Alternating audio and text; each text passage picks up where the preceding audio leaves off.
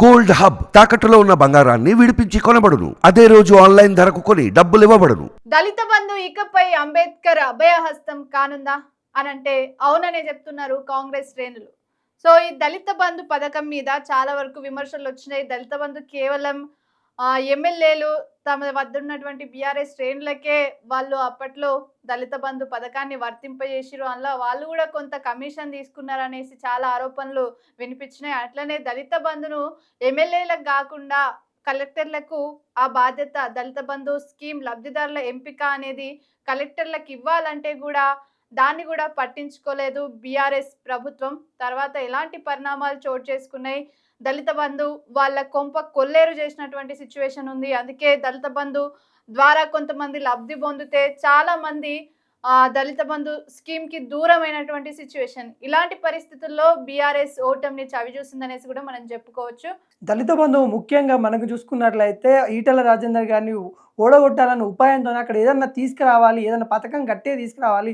అక్కడ దళిత సామాజిక వర్గానికి చెందిన వాళ్ళు చాలామంది ఉంటారు హుజురాబాద్ కాడ. అందుకే అక్కడ బై ఎలక్షన్ వచ్చినప్పుడు ఈటెల రాజేందర్ గారిని అక్కడ గెలిపించకుండా ఓడగొట్టాలని ఉపాయం కట్టిన కేసీఆర్ దళిత సామాజిక వర్గానికి, అక్కడ బలువు బడిగిన వర్గాలకి మేలు జరిగే విధంగా అయితే తీసుకొచ్చిన పథకమే దళిత బంధు.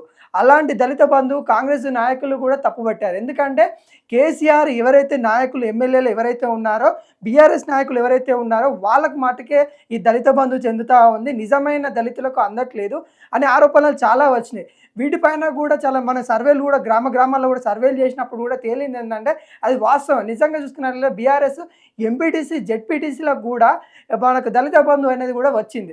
అలాంటి తరుణంలో కాంగ్రెస్ వాళ్ళు వ్యతిరేకించి ఇప్పుడు వచ్చిన ఎలక్షన్స్ ముందు ప్రియాంక గాంధీతోనే దళిత బంధు అనేది నిజమైన దళితులకు అందజేసే విధంగా అంబేద్కర్ అభయహస్తం తీసుకొస్తామని ముందుగా ప్రియాంక గాంధీతో ఎప్పుడైతే మేనిఫెస్టో వాళ్ళు అనౌన్స్ చేశారో, మేనిఫెస్టోకి సంబంధించి కూడా ఈ పథకాన్ని కూడా వాళ్ళు ఆ మేనిఫెస్టోలో ఉంచడం జరిగింది. కాకపోతే అది దళిత బంధు పేరుతో కాదు, ఈ దళిత బంధు పేరుని అంబేద్కర్ అభయహస్తం అనే పేరు మీద ఈ దళితులకైతే వర్తింపజేస్తాము అనేసి. ఇప్పుడు బీఆర్ఎస్ వాళ్ళు అప్పట్లో 10 లక్షలు ఒక కుటుంబానికి ఇస్తే, ఇప్పుడు కాంగ్రెస్ వాళ్ళేమో 12 లక్షలు ఒక వ్యక్తికి ఇస్తామనేసి చెప్తున్నటువంటి పరిస్థితి అయితే కనిపిస్తోంది.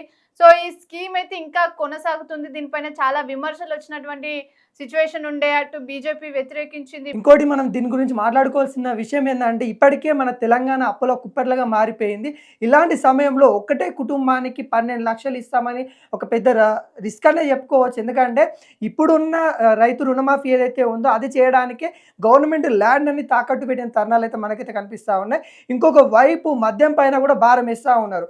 ఇవన్నీ మనకు ఏదైతే ధనం అంటే మనకడ ఏదైతే లాస్ లో ఉందో తెలంగాణ లేని తరుణంలో కూడా ఇలాంటి స్కీమ్స్ ఇంప్లిమెంట్ చేస్తామని చెప్పడం, ఇలాంటి స్కీమ్లు అమలు చేసే ఆలోచనలో ప్రభుత్వం ఉండడం వల్ల గత బీఆర్ఎస్ ప్రభుత్వం ఏ విధంగా అయితే చెడ్డ పేరును మూటగొట్టుకుందో సేమ్ ఈ ప్రభుత్వానికి కూడా అలాంటి పరిస్థితులే వచ్చే అవకాశం ఉన్నాయనేసి కొంతమంది ఆర్థిక నిపుణులు అంటా ఉన్నారు. ఎందుకంటే ప్రస్తుతం అయితే రాష్ట్రంలో బడ్జెట్ లేనటువంటి పరిస్థితి ఉన్నటువంటి నేపథ్యంలో బడ్జెట్ కి సంబంధించి కూడా కాంగ్రెస్ ఇచ్చిన 6 గ్యారంటీలకు సంబంధించి అనిల్ చాలా వరకు అవి ఇంప్లిమెంటేషన్ చేయాల్సిన అవసరం ఉంది. ఇప్పుడు 0 కరెంట్ బిల్ కానివ్వండి, మహిళలకు ఇస్తా ఉన్నటువంటి 2500 రూపాయలు కానివ్వండి, గ్యాస్ సబ్సిడీ కానివ్వండి, ఇట్లాంటి ప్రతి అంశం కూడా తెలంగాణ ప్రజలు గమనిస్తూ ఉన్నారు. అసలు కాంగ్రెస్ చేస్తుందా లేదా?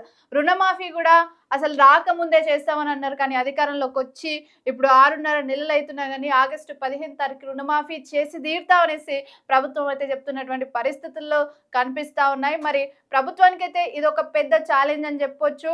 వాళ్ళు ఇచ్చిన గ్యారంటీలను ఇంప్లిమెంటేషన్ చేయడం, అదేవిధంగా దళిత బంధును అంబేద్కర్ అభయ హస్తంగా మారుస్తామనే పేరును మారుస్తున్నారు. సో దీనికి సంబంధించే ప్రస్తుతం అయితే ఇది జరుగుతుందా లేదా అనేది కూడా వేచి చూడాల్సిన. ఇంకోటి ప్రియాంక గారు మనం మాట్లాడాల్సింది ఏంటంటే నిజమైన అర్హులు ఎవరైతే ఉంటారో వాళ్ళు తక్కువ మంది ఉంటారు కాబట్టి వాళ్ళకి ఇస్తే పర్లేదు. నిజంగా అర్హులు కాని వాళ్ళకి నిజంగా ఇప్పుడు మన చూసుకున్నట్లయితే దారిద్ర్య రేఖకి ఎవరైతే దిగువన ఉంటారో వాళ్ళకి అట్లాంటివి కూడా కొన్ని పెట్టారన్నట్టు. అంటే ఎవరైతే దారిద్ర్య రేఖకు దిగువనున్నారో వాళ్ళకి మాత్రమే ఇది వర్తింపజేస్తామంటూ కూడా ఇప్పుడు రుణమాఫీకి ఎట్లాంటి కండిషన్స్ ఉన్నాయో, 0 బిల్కి ఎట్లాంటి కండిషన్స్ ఉన్నాయో సేమ్ అట్లాంటి కండిషన్స్ మాత్రం దళిత బంధును అంబేద్కర్ అభయహస్తంగా మారుస్తున్నారు కదా. సో అట్లాంటివన్నీ కూడా వర్తింపజేస్తామంటూ కూడా ప్రభుత్వం ఒక విధి విధానాలను అయితే రూపొందించుకున్నటువంటి పనిలో పడింది. కానీ ప్రియాంక ఇలాంటి అన్ని మనం గతంలో కూడా చూస్తాము. కేసీఆర్ సర్కార్ అప్పుడు కూడా చాలా కండిషన్స్ అయితే పెట్టారు. చాలా కండిషన్స్ ఉన్నప్పుడు కూడా నిధులన్నీ దుర్వినియోగం అయితే చేశారు. అలాంటి కాకుండా అక్కడ ఉండే అధికారులను కూడా నిజాయితీ పరులని, నీతిగా ఉండే వాళ్ళని పెడితే కానీ అక్కడ తప్పుదారితో వెళ్ళకుండా ఉండే ఛాన్సెస్ అయితే మనకైతే కనిపిస్తూ ఉంటాయి. అలాంటి అధికారులని ఇప్పుడున్న కాంగ్రెస్ గవర్నమెంట్ చూడాలి. అలాంటి అధికారులు ఉన్నారా? అలాంటి అధికారులు ఉంటేనే మటుకు ఇలాంటి స్కీమ్లు అనేది తీసుకొని రావాలి. ఎందుకంటే ఒక్క 12 లక్షలు పోయినా కానీ ఒక కుటుంబానికి అన్యాయం చేసినట్టే కదా మనము. అలాంటివన్నీ ఆలోచించుకొని ఇలాంటి స్కీములు తీసుకొస్తే రేవంత్ రెడ్డి గారు బాగుంటుందని అనుకుంటాం. ఈ దళిత బంధు అనే స్కీమ్ ని కనుక మనం ఒకసారి చూసుకున్నట్టయితే అనిల్, ఈ స్కీమ్ ఎట్లొచ్చిందంటే నిజంగా దళితులకు ఏదో వాళ్ళకు మంచి చేయాలనేసే ఉద్దేశంతో వచ్చినటువంటి స్కీమ్ అయితే కాదు. వాళ్ళు చెప్పుకున్నారు ఏంటంటే దళితుల పక్షపాతి, మేము దళితులకు ఒక వాళ్ళకు సహాయం చేయాలి, వాళ్ళు చిన్న బిజినెస్లు పెట్టుకోవాలన్నా, వాళ్ళు ఏదన్నా వాహనాలు కొనుక్కోవాలన్నా కానీ చాలా ఇబ్బందులు ఎదుర్కొంటున్నటువంటి పరిస్థితి ఉంది. అందుకోసం వాళ్ళ కోసం ఏదైనా చేయాలనేసి అప్పుడు ఈటెల రాజేందర్ని ఓడగొట్టడానికి మీరు చెప్పినట్టు ఆయన కోసం అనేసే ఉన్న పలంగా పార్టీలో నుంచి ఎల్లగొట్టేసి హుజరాబాద్లో ఆ నియోజకవర్గ ప్రజలను మాత్రమే ముందు ఈ స్కీమ్కి లబ్ధిదారులుగా వాళ్ళకు మాత్రమే వర్తింపజేశారు. ఆ తర్వాత రాష్ట్రం అంతటా వ్యతిరేకత రావడంతో ఆ స్కీమ్ని మళ్ళీ రాష్ట్రం అంతటా ఇంప్లిమెంట్ చేస్తామనేసి ముఖ్యమంత్రి కేసీఆరే స్వయంగా చెప్పినటువంటి పరిస్థితి ఉండే అప్పుడు. సో రాష్ట్రం అంతా ఇంప్లిమెంటేషన్ చేస్తామని అంటే రాష్ట్రం అంతా చేసిరు. కాకపోతే ఇంకొక విషయం కూడా మాట్లాడుకో, ఫస్ట్ విడతల మొత్తం హుజరాబాద్కి అయిపోయింది. సెకండ్ విడతల మొత్తం చేస్తా అన్నారు కూడా అందరికి ఇవ్వలేదు, కొంతమంది వరకే ఇచ్చారు. ఆ కొంతమందిలో ఎవరు ఉన్నారంటే బీఆర్ఎస్ నాయకులే ఉన్నారు. నిజమైన దళిత వర్గానికి చెందిన వాళ్ళకి ఇచ్చారా అంటే అలాంటి ఏమి ఇవ్వలేదు. ఆ కార్లో ఇలా నిజంగా చూసుకున్నట్లయితే ఇది మంచి స్కీమే, కానీ ఎవరికి ఇస్తే బాగుంటుంది అంటే నిజమైన దళిత వర్గానికి చెందిన ఎవరైతే ఉంటారో వాళ్ళకి ఇస్తే బాగుంటుంది. అలా కాకుండా ఎవరైతే బీఆర్ఎస్ కండువ కప్పుకున్నారో, నిజంగా చాలా వరకు అయితే కండువ కప్పుకోవడానికి ఆ కారు కోసమైనా కండువలు కప్పుకున్న వాళ్ళని కూడా మనమైతే చూసాము. నిజంగా ఏదైతే దళిత బంధు వస్తే ఏ పార్టీ అయితే ఏంది, దళిత బంధు వస్తే 10 లక్షలు వస్తే కారు వస్తాయి కదా అన్నట్టు కూడా ఈ పార్టీ నుండి ఆ పార్టీ నుండి కూడా కేసీఆర్ అయితే వాళ్ళని ఆకర్షించుకోవడానికి కూడా, నాయకులను ఆకర్షించుకోవడానికి కూడా ఇది ఒక స్కీమ్ అనేది తీసుకొచ్చిన అంటే అక్కడ ఉన్న పరిణామాల ప్రకారం మనకైతే అనిపిస్తా ఉంది. ఇందులో పారదర్శకత లేకుండే ఈ స్కీమ్లో.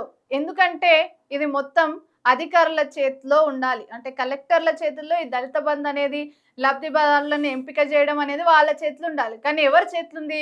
ఎమ్మెల్యేల చేతులుంది. ఎమ్మెల్యేలు ఏం చేసిర్రు అంటే వాళ్ళకి దగ్గర ఉన్న వాళ్ళు, ఆ వర్గానికి సామాజిక వర్గానికి చెందినటువంటి వాళ్ళని కొంతమందిని తీసుకొని అరే మీకు ఒక 10 లక్షలు వస్తాయి ఇప్పుడు దళిత బంధు కింద, అందులోకెళ్ళి 3 లక్షలు 4 లక్షలు మాకు కమిషన్ ఇవ్వాలన్నట్లు మాట్లాడుకున్నారు. ముందే మ్యాచ్ ఫిక్సింగ్ చేసుకున్న తర్వాత అట్లా చేసుకొని ఇప్పుడు ఎమ్మెల్యేలు వాళ్ళు లబ్ధి పొందినరు, అటు వాళ్లకు కూడా డబ్బులు ఇప్పించినటువంటి పరిస్థితి ఉండే. దీంతో నిజమైన లబ్ధిదారునికి మొత్తం ప్రయోజనం అందలేదు.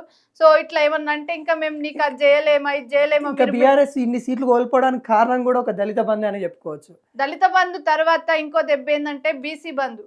దళిత బంధుని ఆదర్శంగా తీసుకొని బీసీ బంధుని తెచ్చిరు. మరి బీసీ బంధుని తెచ్చిన తర్వాత అది కూడా ఎలక్షన్ల ముందు తెచ్చిరు.